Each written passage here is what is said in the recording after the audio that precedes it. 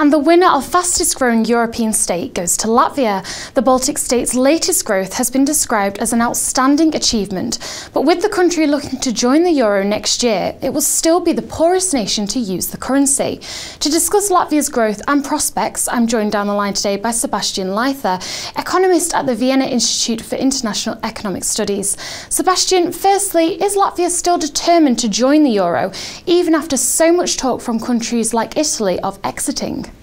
Well, all this talk about problems in the European Union, I think won't affect the entrance of Latvia into the euro area, since Latvia is named a success story of turnarounds in a face of very severe fiscal and economic problems. Latvia in 2009 got a package, help from the European Union, from the IMF, and from Western European countries to tackle the severe crisis they had at the time, which was due to the overall economic crisis, the burst of a real estate bubble in the Baltic countries in general, and because the second largest bank almost went bankrupt and had to be supported by the state.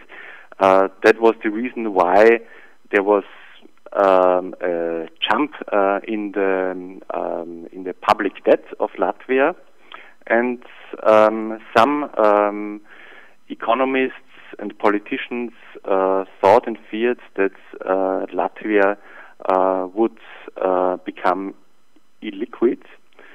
But with the help of this rescue package by the IMF and the European Commission and also the World Bank, they could circumvent this problem, and Latvia introduced quite a large reduction of the public expenditures, and nowadays Latvia fulfills all of the Maastricht criteria, especially the deficit criteria, and last year the deficits came up to only 1.4% of the GDP. So do you think because of this rescue package, Latvia won't have problems meeting the criteria of exchange rate stability and the fiscal criteria? But what about the country's high level of inflation? Do you think that will hold them back?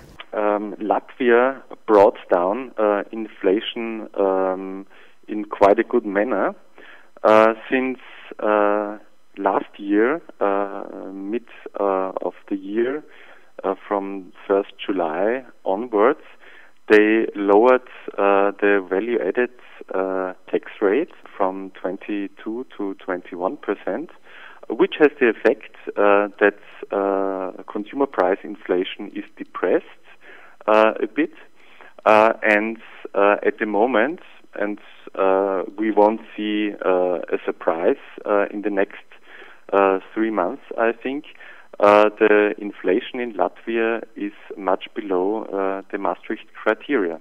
Well, you described Latvia as a success story, and it certainly is in terms of GDP. Latvia's economy grew 5.6% last year, the best performance among the 27 European Union countries. How much of this is down to strong manufacturing and production sector? The development of manufacturing output was quite good in the last 2 years. This is due to two effects.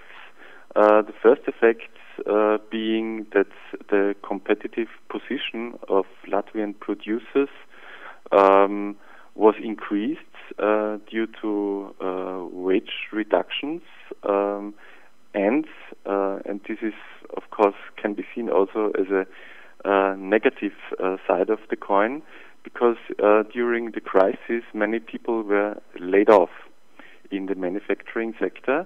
However, the export developments are quite good, and they have a neighbor which grows quite good at the moment, and this is Russia. So Russia is becoming a more and more important trading partner, and this has also positive effects on manufacturing production. However, during the year 2012, last year, this effect leveled off, and last year's growth was more triggered by internal demands towards the service sector compared to the demand that the manufacturing sector faced. Unemployment in Latvia is structurally high, and the level of qualified people is mismatched for the amount of jobs that are available. How could Latvia address this problem? Well, this is really the million-dollar question with such high unemployment.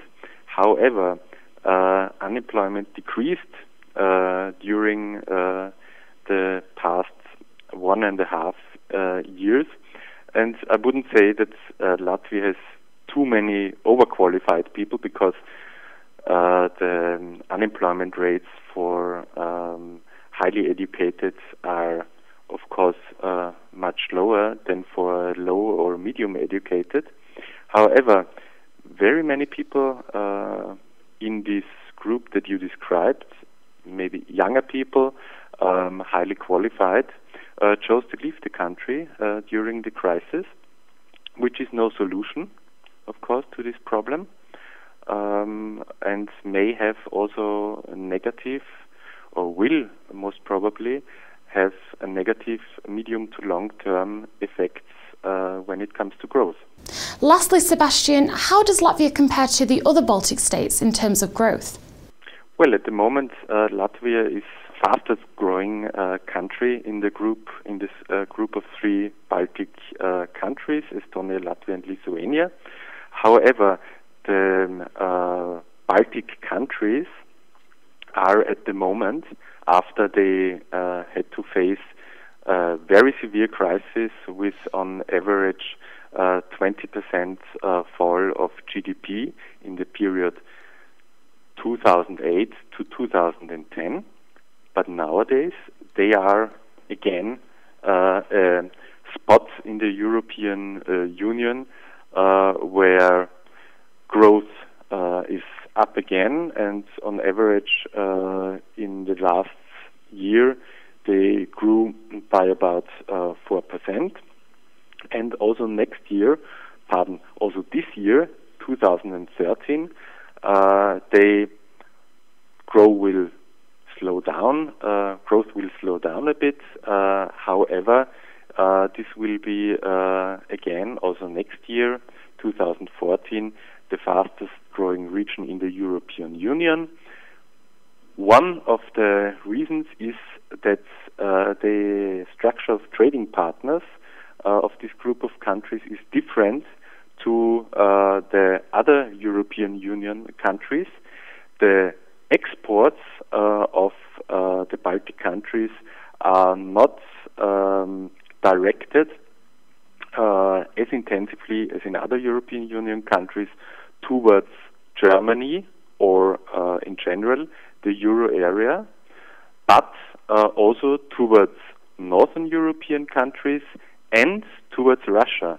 And Russia is really a growth pole at the moment, and the Baltic countries, all 3 of the Baltic countries, benefit from that.